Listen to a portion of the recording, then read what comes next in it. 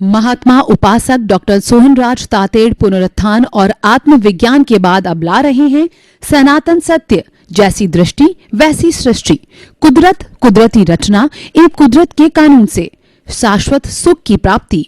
Login करें www.drsohanrajtated.com, YouTube channel doctor Sohanraj Tated, play store से download करें mobile app doctor Sohanraj Tated. ओम शांति प्रभो, जय शांति प्रभो, पार्श्वनाथ वीर प्रभो। ओम शांति प्रभो, जय शांति प्रभो, पार्श्वनाथ महावीर प्रभो। ओम शांति प्रभो, जय शांति प्रभो, पार्श्वनाथ महावीर प्रभो। हे मेरे भीतर विराजमान शुद्ध आत्मा भगवान, मुझे ऐसी शक्ति दो, जागृति दो कि मैं किसी के दोष नहीं देखूं, मेरे मन में किसी के प्रति बुरे भाव नहीं आए, मेरा राग द्वेष हर क्षण घटता रहे, मेरा संभाव हर क्षण बढ़ता रहे, मैं किसी को दुख नहीं दूं, मैं किसी के अभिप्राय और ओपिनियन नहीं दूं। हर जन्म में मेरे को मुक्ति के कर्म मिले, हर जन्म में मेरे को ज्ञानी पुरुष सद्गुरु मिले, ऐसी शक्ति दो, जागृति दो, आशीर्वाद दो। भाइयों बहनों, मातृशक्ति को नमन। आज का हमारा बहुत ही सुंदर विषय है दृष्टि विज्ञान, सहज, सरल और सुगम। बहुत ही सुंदर विषय है कि देखिए कि मनुष्य जो है मानव जीवन में आता है तो उसको धार्मिक गुरुओं के द्वारा और उसको जो सज्जन पुरुषों के द्वारा, धार्मिक ग्रंथों के द्वारा, सत्संग के द्वारा हर क्षण ये बताया जाता है कि तुम्हें धार्मिक क्रिया करते रहना चाहिए। इंसान के जीवन में धर्म का पुट होना चाहिए, धर्म जीवन में उतरता चाहिए, उसकी दिनचर्या धार्मिक होनी चाहिए। यह बात हर एंगल से हमको बताई जाती है, क्योंकि हमारे भारतवर्ष के अंदर इतने गहरे संस्कार पड़े हुए हैं कि जिस घर के अंदर धर्म को उचित स्थान दिया जाता है तो वह घर एक शालीन घर होता है और धर्म की जड़ गहरी होती है, धर्म की जड़ हमेशा हरी रहती है, ऐसा बताया जाता है। यानी स्पिरिचुअलिटी को बहुत ऊंचा स्थान दिया गया है। तो अब वो स्पिरिचुअलिटी किस तरीके से हो, इसके 3 तरह के मैं धर्मों की व्याख्या करता हूं, उसके बाद में सहज, सरल, सुगम दृष्टि विज्ञान पर आऊंगा। पहला जो होता है वो होता है मानव धर्म। वह गिव एंड टेक का धर्म होता है, आपसी सहयोग का धर्म होता है, परस्पर गो जीवनाम का धर्म होता है, live and let others live का धर्म होता है। यानी आपने मेरे को सहयोग दिया, मैंने आपको सहयोग दिया। एक जो है वो फूड ग्रेस उगाने वाला फूड ग्रेस देता है मार्केट में, कपास उगाने वाला कपास मार्केट के अंदर देता है, गृहिणी भोजन पकाती है, टेलर कपड़े जो है सीलता है, मोची जो है वो हमारे जूते गांठता है। तो इस तरीके से सभी अपना अपना हिल मिल करके एक दूसरे को सहयोग करते हैं, तब हमारा जीवन यापन बड़े ढंग से होता, तभी समाज बनता है। मनुष्य एक सामाजिक प्राणी है और वो बिना समाज के जिंदा नहीं रह सकता है, क्योंकि मनुष्य की जो मूलभूत आवश्यकता है, रोटी, कपड़ा, मकान, शिक्षा और चिकित्सा, ये मूलभूत आवश्यकताओं की पूर्ति समाज के द्वारा ही होता है। अगर समाज के लोग परस्पर सहयोग न करें तो समाज नहीं चल सकता, क्योंकि अकेला व्यक्ति सारा कार्य नहीं कर सकता है। रोटी की बात करें तो रोटी को पाने के लिए बहुत से लोगों ने मिलकर के हमारे पास रोटी बनी। फूड ग्रेन्स वालों ने फूड ग्रेन्स उगाए, उसके बाद मंडी के अंदर लोगों ने स्टॉक किया, तो मंडी गए तो हमको जो है वो गेहूं मिल गया। उसके बाद हम चक्की वाले के पास गए तो गेहूं पुसाया तो आटा मिल गया। आटा ला करके गृहिणी ने जो है गोंदा उसको, और गोंद करके जो है वो गैस सप्लाई वाले ने हमको गैस दिया, चूल्हा दिया, उससे गैस लगी और उसके ऊपर रोटी तैयार हो गई। तो इतने हाथों के मिलने से हमको रोटी मिली है। फार्मूला हर एक पे लागू होता है। ये होता है हमारा मानव धर्म। मानव धर्म क्या कहता है?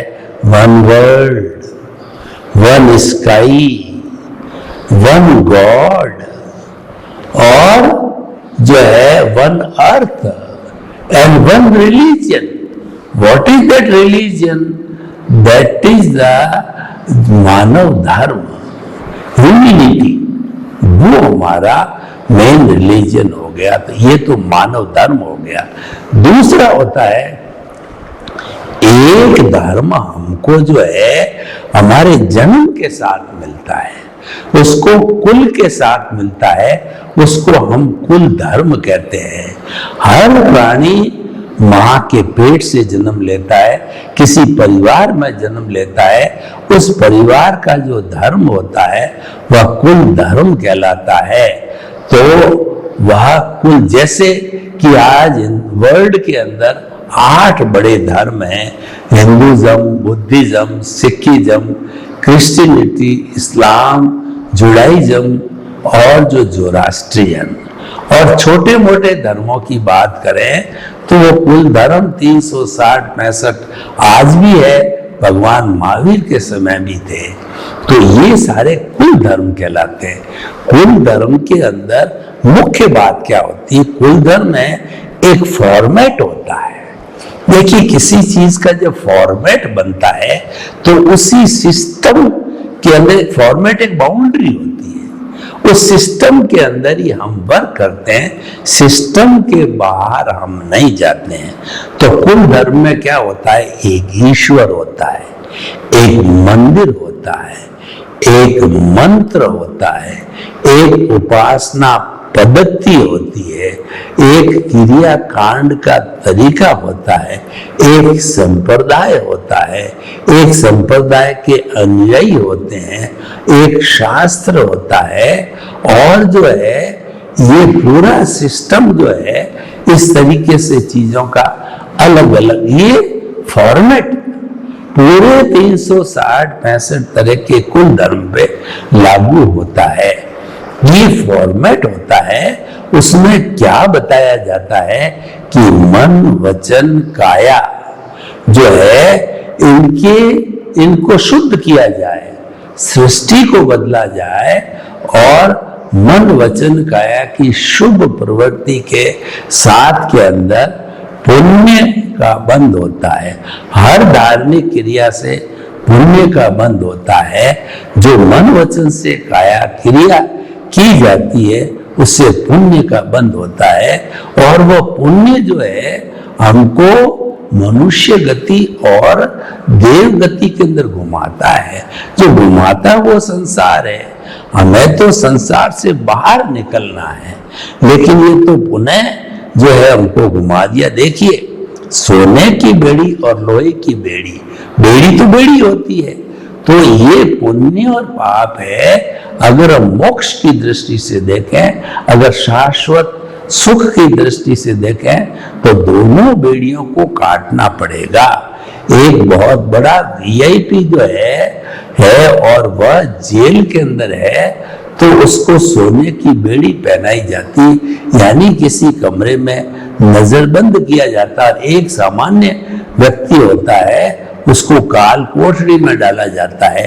लेकिन दोनों जो है प्रिजनर है, दोनों कैदी गिने जाएंगे। तो हमारे को मुक्ति का जो रास्ता है वो पुण्य पाप बेड़ियों को काटने का रास्ता है। जब दोनों कट करके और हमारा जो कॉजल बॉडी कहिए लिंग शरीर कहिए, अज्ञान कहिए, जब वो जीरो हो जाता है तब हमारी मुक्ति होती है। एक भी अज्ञान का परमाणु, जड़ का परमाणु जो है आत्मा चेतन के साथ में नहीं रहना चाहिए, और सारे परमाणु जब समाप्त हो जाते हैं तब हमारी आत्मा सिद्ध बुद्ध मुक्त कहिए, या जो कहिए 24 कैरेट का सोना कहिए, उसमें कोई अशुद्धि नहीं होती है। तो भाइयों और बहनों, हम आपको कहना चाहते कि कुल धर्म है वो हमारा पुण्य पाप से जुड़ा हुआ है। अब हम एक तीसरे तरह के धर्म की बात करते हैं जिसको कहते हैं आत्मधर्म। यह धर्म केवल आत्मा की बात करता है। इस धर्म के केंद्र में जो है आत्मा है, इसीलिए इसको दृष्टि विज्ञान भी कहा जाता है कि आपको कोई भी बीच में नहीं, कोई बिचौलिया नहीं है। आपके जो मुक्ति में जाने वाला आत्मा है उससे आप संपर्क करो, परिचय करो। आप और आपका प्रभु ये दोनों भीतर में एक दूसरे से बात करो, और इसको जो है परमात्मा बनाने के लिए, मुक्त होने के लिए जो कार्रवाई करनी है उस कार्रवाई को करो। कार्रवाई तो एक ही है, अज्ञानता को समाप्त करो, या दूसरे शब्दों में ये कहें कि जो हमारा भुगतान है, परिणाम है, उस परिणाम को जो है जीरो करो। यानी वह परिणाम जो है मैकेनिकल मोड है, वह जो है वो ऑटो मोड से चलता है, वह कुदरती रचना है, उसमें किसी का इंटरफेरेंस नहीं चलता है, क्योंकि कुदरत ही जो व्यवस्थित शक्ति है वही करता है और वही संजोग जुटाती है। सब कुछ कुदरत के अधीन है।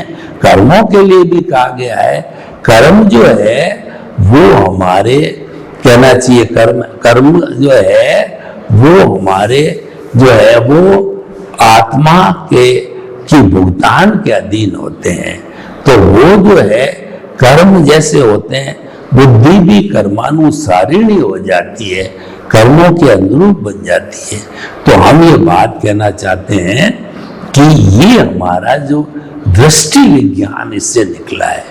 दृष्टि विज्ञान क्या कहता है कि आपको केंद्र में आत्मा को रखना है। आप अपने मस्तिष्क के अंदर ये बात फिट कर दीजिए कि क्रिया से मुक्ति नहीं है, मुक्ति भावों से है, और भाव जो विषय है वो चेतना का विषय है। भाव जो है जड़ का विषय नहीं है। जड़ भाव नहीं कर सकता, जड़ तो भुगतान कर सकता है।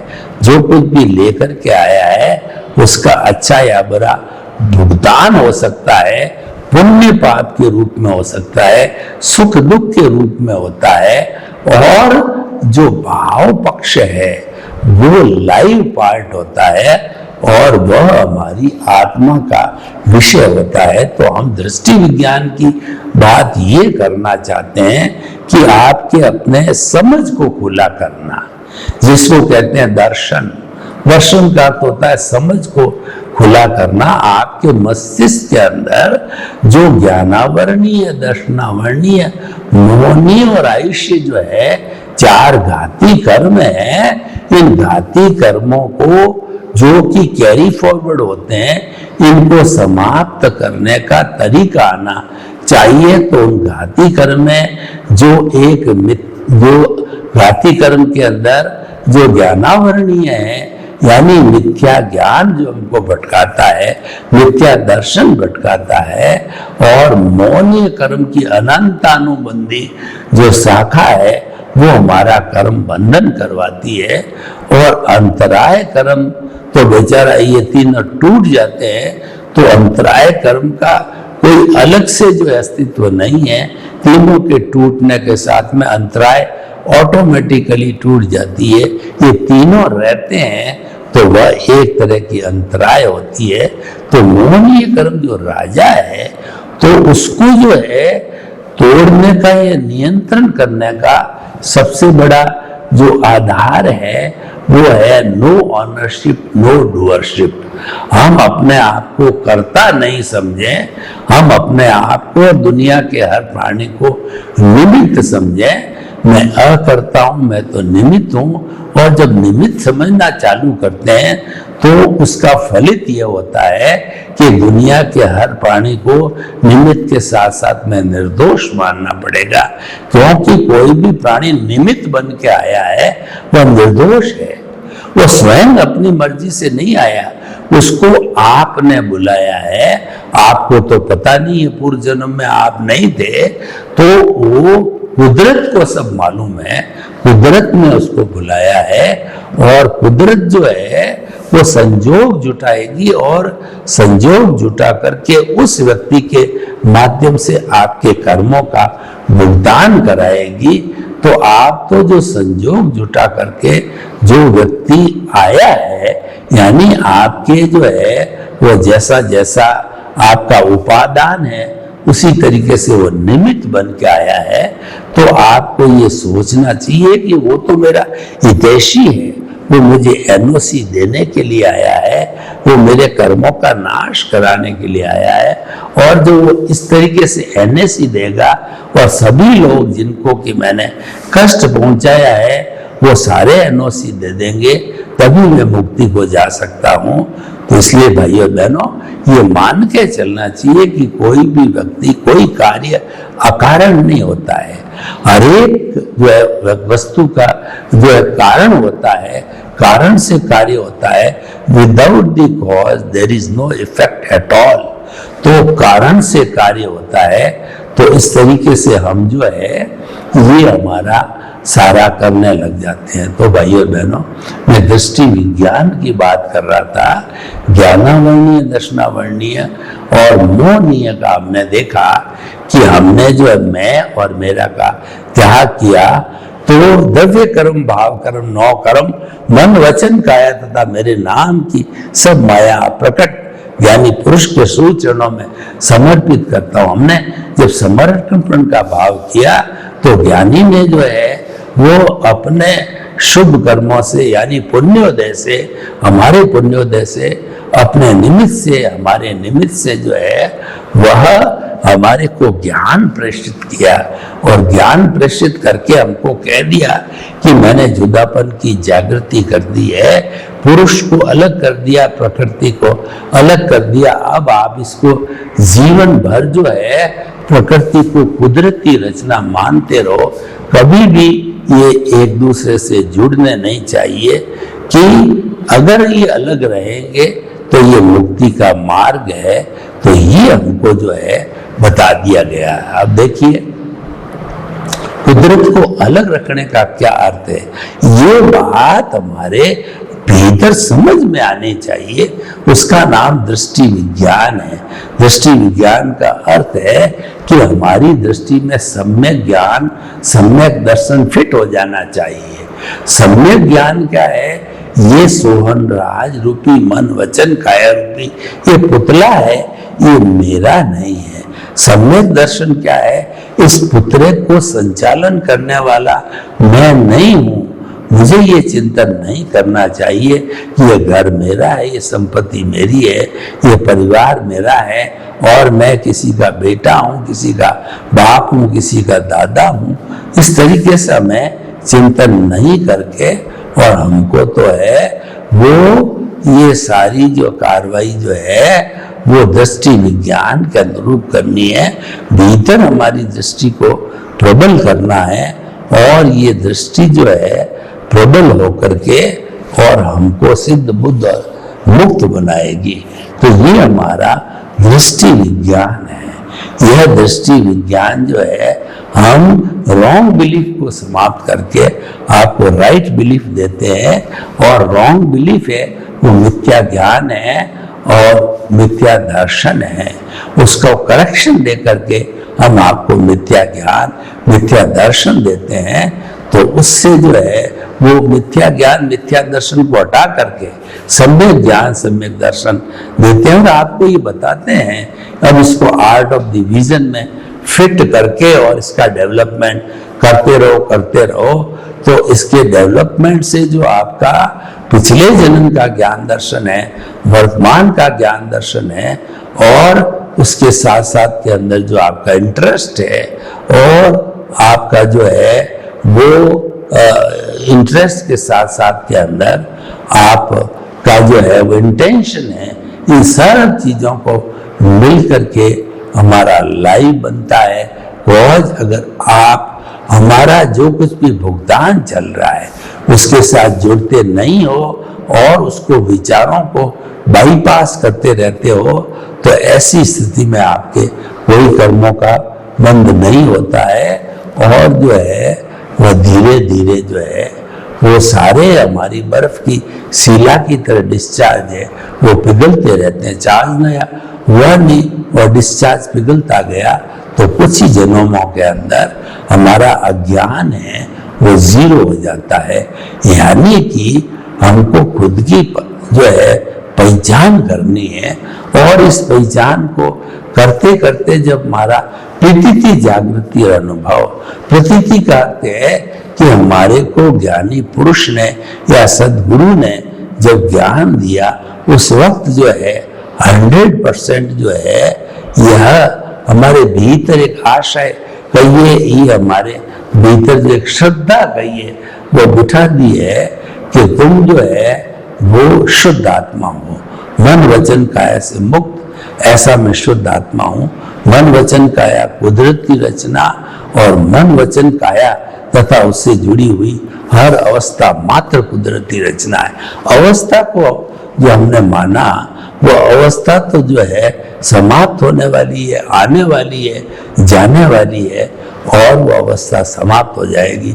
उसको हम कुदरती रचना मानते चलो, वो सम्यक तप है, सम्यक ज्ञान, सम्यक दर्शन, सम्यक तप हमने चालू कर दिया। प्रीति 100% हो गई, और वो जागृति हमारी चालू है। जागृति और रियल पुरुषार्थ है, आत्मा को जानो, आत्मा को जानो, आत्मा को जानो।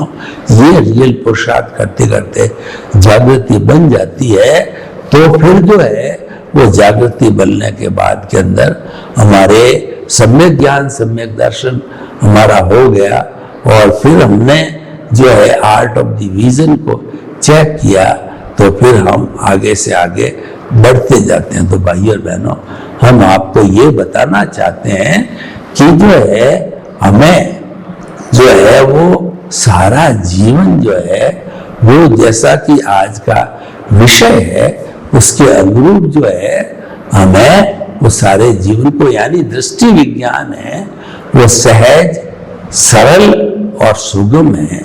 यानी हमारा सारा अटेंशन दृष्टि विज्ञान पे हो गया, दृष्टि पे हो गया, क्योंकि हम कोई भी सृष्टि बदलने का काम नहीं करते हैं, हम तो ज्ञान दर्शन रूपी हमारा ये जो इसकी बढ़ोतरी का काम करते हैं कि ये बढ़ते रहना चाहिए, बढ़ते रहना चाहिए, ताकि कि जो है आप जो है शाश्वत सुख की नींव लगा सको, आप शाश्वत सुख को प्राप्त कर सको। देखिए, हमने जो है प्रीति थी, जागृति और अनुभव की बात कही, तो प्रीति थी तो हमारे को गुरु ने जो है 100% जो है बता दी तुम शुद्ध आत्मा हो, और जागृति हम करते गए, और ये हमारा रियल पुरुषार्थ है।